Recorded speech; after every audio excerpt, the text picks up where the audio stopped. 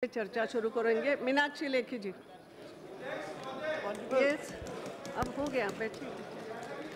After 6 o'clock. Honorable Speaker, ma'am, I stand before this House to open the discussion of on the motion of thanks on behalf of my colleagues. आदरणीय अध्यक्ष जी, सर्वप्रथम तो मैं माननीय महामहिम राष्ट्रपति जी को धन्यवाद देना चाहती हूं कि उन्होंने अपने अभिभाषण में देश हित को लेकर अनेक महत्वपूर्ण मुद्दे उठाए एवं मुख्य बिंदुओं पर चर्चा की और हम सबको उन्हें सुनने का मौका मिला। To begin from the beginning, Honorable Speaker, ma'am, India for long, India for long was at the cusp of reaching the pinnacle of global leadership as a major epicenter of economic, military and soft power. Yet, years became decades and that did not happen. In spite of all advantages in the form of democracy, demography and demand, somewhere India remained mired in its own problems. The world kept waiting for us, but we were too reluctant to board the bus. It was not pacifism, but also some sort of fascination for some illusionary socialistic model that brought India down in the early 90s. The beginning of the new millennium did offer many opportunities and major opportunities for India to take the pole position. Global politics was changing, Asia was becoming the hub of manufacturing, and China was racing past the West. Once again, India was poised. The telecom revolution, the Golden Quadrilateral projects were some projects which did shape up India to an extent, yet for decades since then, India did not board the bus once again. Policy paralysis, rampant corruption, appeasement politics, nepotism, red tapeism, and giving priority to populistic measures rather than the real welfare issues became the policy of this country, and which put India in a very poor light, and the future looked really bleak. When Shri Narendra Modi's government took over the mantle, India was known more for corruption than anything else. The 2G scam, CWG scam, coal scam, and the list of scams just goes on. And that became the talking point for the world. Investors were shying away from investing in India. Modernization of armed forces was pending for a decade. There was lack of optimism both within the country, inside the country, and outside the country. It was then the Narendra Modi government emerged. Honorable Speaker, ma'am, I take this opportunity to put forward some of the initiatives of this government to fulfill the aspirations of 126 crore Indians. India became the fastest growing economy. Our governance paradigm seeks to undertake development for each and every section of this country and of this society. Our goal is to reach out to poorest of the poor and every section of society and remotest corner of the country, and ensure delivery of services and effective policy making in this regard. Economic development alongside social justice in a time-bound manner needs coordination and efficient implementation through all stakeholders, be it states, local governments, businesses, NGOs, and most importantly, people of this nation. The process has been slow because of the enormity of the situation and the task ahead. Reforms is a relatively slow but effective methodology for achieving the goals. It requires constructive blending of skills, capital, and reform mechanisms. In this regard, whether it's the area of skilling, it's the area of getting investments, or having reformist attitude towards various reform mechanisms or regulatory mechanism, the government has actually been very serious and is working towards that. The Government of India's centerpiece program for changing or transforming the country is actually Make in India. Make in India has three major parts: the construction, infrastructure, railways, and defense. And these three, along with telecom sector, are going to transform the way our country progressed till now and is likely to progress in future. The paradigm shift to transform India is definitely, we are inching towards our goals, and India is likely to become the global manufacturing powerhouse. Since its launch, the Prime Minister, Mr. Modi, has pulled all steps, all full stops for the global participation in India's story. In recently concluded Make in India Week in Maharashtra, projects worth 8 lakh crores have been inked. More than 2 lakh jobs thus shall be created. Our manufacturing landscape is in the process of rapid reforms, whereas ease of doing business is facilitated by government, and many state governments have their own transformatory objective to achieve and participate in nation building. The related business with respect to Make in India is integration of various opportunities which are available to business houses, respective states, and national, international stakeholders to provide win-win situation and economic climate for all. Some of the proposals in Make in India program include direct tax exemptions for the first 3 years for MSMEs, tax holiday for local manufacturing of defense, aerospace products, SOP for R&D, tax benefits to attract electronic and telecom manufacturers, amongst others. The program designed to facilitate investment, foster innovation, enhance skill development, protect intellectual property, and build best-in-class manufacturing infrastructure. The Make in India initiative has created fans and admirers both domestically and internationally, and global leaders are also admiring this process. The world is eager to partner India in this initiative. The Make in India recognizes ease of doing business and as an important factor to promote entrepreneurship. A number of initiatives have already been undertaken to ease business environment. Steps are being undertaken to de-license, deregulate the industry during the entire life cycle of the business. High-value industrial sectors are sought to be created, and FDI liberalization has actually brought in FDI in this country. And to specify a few statistics, FDI cap raised from 26% to 49%, portfolio investment in defense sector permitted up to 24% under the automatic route, and 100% FDI allowed in defense sector for modern and state-of-art technology on case-to-case basis.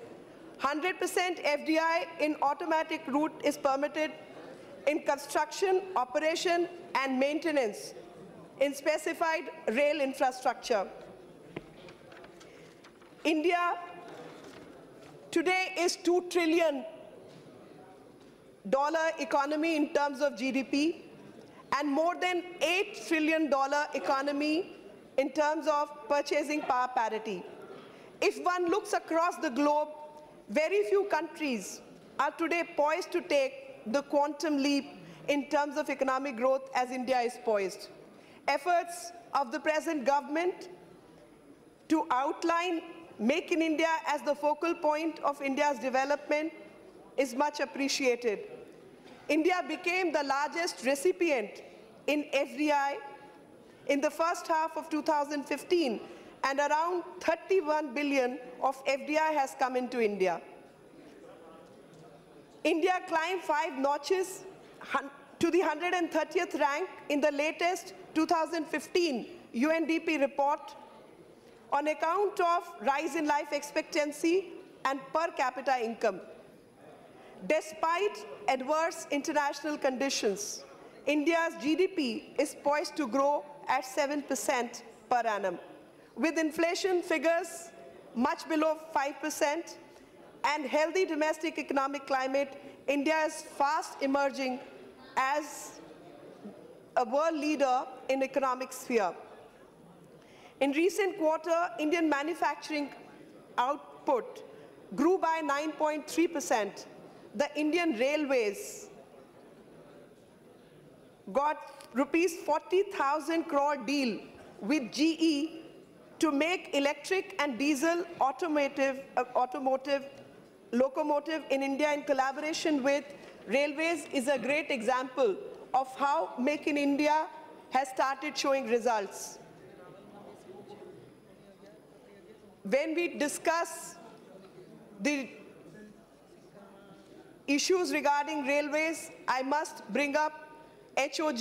This is head over generation, which are at a smaller level the railways has initiated, in which the extra carriage capacity is taken care of, windmill, renewable energy, electricity, transforming the railway travel, various initiatives that are being constantly undertaken by railways, and Make in India is taking shape through railways, and railways is becoming an engine to drive the economy forward. The dynamic nature of our export-import regime needs quick and assertive decision-making, upholding our domestic demands. Export in certain items have declined in the recent quarter. For some analysts, that's a cause of concern, but it is not so, because similarly, exports, when the exports have declined, imports have also declined. Our trade imbalance gap, which used to be very high, is reduced drastically. This is because domestic manufacturing is picking up, and we must support such a scenario as it generates more employment for the aspirational youth of India. Despite 2 consecutive years of rain shortfall and drought in many parts of the country, we could still administer a smooth and unhindered supply of food grains. Our farmers stood up to their mission and ensuring quality agriculture produce at all times. One of the serious challenges of this government is its inheritance of agrarian crisis, which we have inherited from the previous years. Farmer suicide is another issue we simply cannot ignore. The crisis has been for decades. Therefore, solution also requires a little more time, but every stakeholder has to be on board to deal with this particular aspect. All the state governments must come forward to support this cause, and let's ensure that agrarian crisis does not take the better of our brave farmers. Our agro infrastructure comprises of many stakeholders, which also include banks, local governments, commodities, markets, and the farmers. Suitable climatic conditions, availability of irrigation, water and fertilizer has been the priority. The solution therefore needs a coordinated approach amongst all the stakeholders, the local government, the state government, central government, commodity markets, and also the farmers themselves. The soil health card, fertilizer, urea especially labeled with neem, compensation for farmers of drought-affected area are some of the many initiatives which have been undertaken by this government. आदरणीय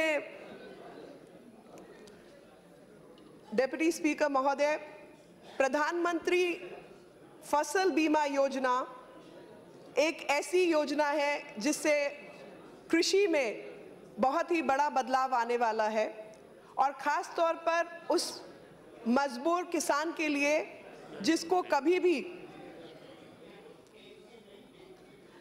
कभी भी पूर्ण रूप से compensation तक नहीं मिलता था और मुआवजा पूरा नहीं मिलता था। इस योजना के तहत डिजास्टर की जो परिभाषा है, आपदा की परिभाषा को बदला गया है और इस स्कीम को बेहतर बनाने के लिए लगातार जो पुरानी स्कीम की अच्छी चीज़ें थी उनको रखा गया है और जो खामियां थी उनको पूरा करने की कोशिश की गई है। इस स्कीम के तहत जो राशि किसान को देनी है वो बहुत कम है और नई नई तकनीकें जिसमें मोबाइल फ़ोन और जो नुकसान हुआ है उसकी बेहतर असेसमेंट हो सके और एक सही समय के अनुसार पूर्ण रूप से मुआवजा किसान को पहुंचाया जा सके। इस स्कीम के तहत 8,800 करोड़ रुपया बीमा के माध्यम से इंश्योरेंस प्रीमियम को पूरा करने के लिए रखा गया है और जिससे अधिक से अधिक जो फसल का इलाका है, एरिया है, उसकी भरपाई के लिए काम किया जा रहा है। सबसे कम प्रीमियम और सबसे बेहतर रिजल्ट वाली ये योजना अपने आप में एक ऐतिहासिक कदम है स्वतंत्र भारत के लिए। मात्र 2% खरीफ की जो फसलें हैं उनको देना है, जिसमें भोजन से संबंधित उत्पाद और तिलहन शामिल है और केवल 1.5% रबी की फसलों के लिए रखा गया है और 8,800 करोड़ की जो इंश्योरेंस या बीमा स्कीम है उसके तहत हर तरीके की आपदा को सम्मिलित किया गया है। बाकी का जो पैसा है प्रीमियम का वो केंद्र सरकार भरपाई करेगी और 50% जो फसल का इलाका है 194.40 लाख हेक्टेयर उसको इसके तहत कवर किया गया है। ये स्कीम आने वाले खरीफ के मौसम में जो कि जून से शुरू होता है तब इसको लागू किया जाएगा और बीज डालने से आखिरी कटाई तक का जो समय है और उसके बीच जो भी नुकसान है अगर किसी किसान का होता है उसकी भरपाई के लिए यह कदम उठाया गया है। इसमें ऊपर की कोई भी लिमिट नहीं है और जो बकाया 90% है वो सरकार द्वारा भरपाई की जाएगी। इसी प्रोविजन के तहत सबसे कम इंस्टॉलमेंट देने पर, सबसे कम पेमेंट देने पर सबसे अधिक लाभ की ये जो स्कीम है उससे किसानों का नुकसान लगातार कम होगा और जिस प्रकार से डेट या ऋण के कारण जो आत्महत्या किसान करते हैं उस पर भी इसका बहुत बड़ा प्रभाव पड़ेगा और ताकि फ़ोन की टेक्नोलॉजी, सैटेलाइट टेक्नोलॉजी और तमाम तरीके की बेहतरीन टेक्नोलॉजीज़ का इस्तेमाल करके किसानों को तुरंत इसकी जो मुआवजे की कीमत है वो वापस पहुंचाई जाए, जल्द से जल्द उसका भुगतान किया जाए, ऐसी सरकार की मंशा है। किसानों के ध्यान को ही सामने रखते हुए एक्सपोर्ट इंपोर्ट पॉलिसी पर भी काम करने की ज़रूरत थी, जिसमें वैल्यू एडेड इनिशिएटिव्स लिए गए हैं और जितनी भी एग्रीकल्चर प्रोड्यूस है उससे किसानों को पूरे अंतर्राष्ट्रीय बाजार में लाभ मिल सके, इस पर काम किया जा रहा है। Organic farming, use of technology for irrigation with better quality seeds and will enhance the productivity and benefit all the stakeholders. A robust pricing mechanism which seeks to eliminate hoarders and middlemen from the system will ensure effective delivery. इन सब के साथ जैसा कि मैंने पहले भी कहा कि लगातार भिन्न स्टेक होल्डर्स के बीच एकजुट होकर काम करने की आवश्यकता है, एकजुट होकर काम करने की आवश्यकता है ताकि बिचौलियों को इस पूरी साइकिल से समाप्त किया जा सके और जो लोग लगातार ब्लैकमेल और इस तरीके की ब्लैक मार्केटिंग में जुड़ते हैं, चाहे प्याज का मौसम हो तो प्याज, आलू हो तो आलू, दाल हो तो दाल, उस सब को समाप्त किया जाए और पूरा एक यूनिफाइड बाजार क्रिएट किया जा सके इस देश के अंदर। सरकार लगातार उसके प्रति जागरूक है और काम कर रही है। फॉरेन पॉलिसी इनिशिएटिव में भी सरकार ने बेहतरीन काम किया है और जिसका लाभ हमें सब तरफ से मिल रहा है।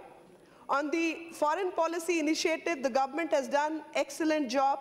The Make in India mantra, coupled by aggressive campaign, has made India a respectable and trustworthy destination for many international players to do business with. Barring a few glitches with our neighborhood, but our neighborhood is far more secure and safe. Our diplomatic community have done a splendid job in upholding the tenets of our national interest while dealing with friendly and sometimes hostile regimes of the world. Our engagement with United States, France, China, Russia, Japan, United Kingdom has improved manifold. India's viewpoint and concerns are articulated effectively in international events. We therefore negotiated the climate change and COP21 very successfully. Our foreign direct investment has almost doubled. The recently concluded International Navy Fleet Review was a super success. Many countries have realized to come together to fight against terrorism. This government has set up robust mechanisms to exchange intelligence, information, and prevent terrorist attacks. And to an extent, the example was set up by Pathankot. It was the worst form of terror attack on India, and if compared with 26/11, we handled it very differently. The Swachh Bharat scheme has raised our collective consciousness towards a clean and green environment. The various components of the schemes are beginning to show results. More than 8 lakh toilets have been built in schools and rural areas. It is slow but effective campaign which will transform our country into a clean and safe place to live in. The Swachh Bharat campaign has a major component of health, and it specifically affects the health of young children and women in particular. So the entire focus having shifted to Swachh Bharat, where a lot of investment from private and government bodies is coming, and a collective consciousness has actually led to a better environment, and a lot of work needs to be done, and we are on the right track. I am glad to inform this House that more than 95% of our citizens are connected with Aadhaar card. Most of them are connected to their Jan Dhan accounts as well, which enables this government to deliver services effectively. So all the intermediaries who were not working towards letting the benefits pass on to the ones who needed it the most, the Aadhaar card initiation has helped, and the biggest example was the example when this particular scheme was utilized during Chennai flood to deliver the services. Our social insurance schemes have helped the poor and downtrodden. The Beti Bachao, Beti Padhao scheme is gradually transforming our communities towards support for gender equality while creating social awareness towards such sensitive issues. आजकल हरियाणा कुछ समय पहले किसी और विषय के लिए खबरों में था, लेकिन जो सबसे बड़ा अचीवमेंट हरियाणा का है वो बेटी बचाओ बेटी पढ़ाओ में मेरे अनुसार रहा, जहां पर 817 का रेशो होता था 1000 पुरुषों पर, वो आज बढ़कर 899 हो चुका है मात्र 1 साल के भीतर। और सरकार ने खास तौर पे केंद्र सरकार की स्कीम को जिस तरीके से हरियाणा सरकार ने लागू किया, उसके लिए मैं अपनी सरकार का धन्यवाद देना चाहती हूं कि बेटी बचाओ बेटी पढ़ाओ जैसी योजना के तहत जब आप लोगों के बीच में जागरूकता से काम करते हैं और सब स्टेक होल्डर्स मिलकर काम करते हैं तो नतीजे बहुत जल्दी आप सबके सामने आते हैं। The recently launched Startup India and Stand Up India schemes seek to focus on risk-free employment activity supported by the administration through single window approval mechanism. These schemes are channelizing the entrepreneurial energies of our youth, women, and backward classes and creating a productive employment. Skill development of our human capital has been a key area where a lot of work is being done. Incentives for skill development centers by way of finance, technical know-how, and integration with the industry has yielded desired results. आज मुझे लगता है कि अगर सबसे बड़ा कोई सामाजिक कार्य हो सकता है तो वो युवाओं को हुनर देने का कार्य हो सकता है और इस हुनर के कार्यक्रम में सरकार ने एक बेहतरीन कदम उठाया है और युवा शक्ति को आगे लाकर अपने सम्मान के साथ खड़ा करने की कोशिश की है और हुनर पर जिस तरीके से ध्यान दिया गया है वो इस सरकार काबिले तारीफ है because Skill India can actually change the way our systems operate, and for India to become a global player, whether in economic market or any other market, we need skilled youth force. And skilled youth force can only be guaranteed by governmental intervention, and I can very proudly exhibit that the government has worked very hard towards skilling the youth and bringing forward the required youth and getting them required employment in this process. Government has allocated more than 7,000 crores to develop smart cities. By the year 2020, people's participation with all the stakeholders will make it possible. The concerned ministries have rolled out ambitious roadmaps in the coming months and years to ensure speedy implementation of smart city project.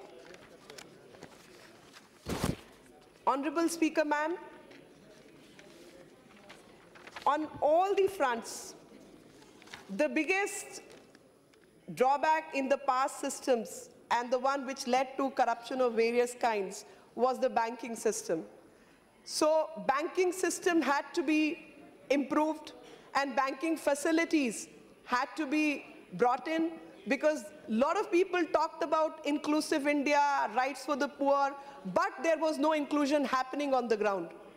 But this government has taken some serious steps for inclusive development and including all the people who really needed it. An improvement on the banking sector has been one of the major achievements, according to me, of this government.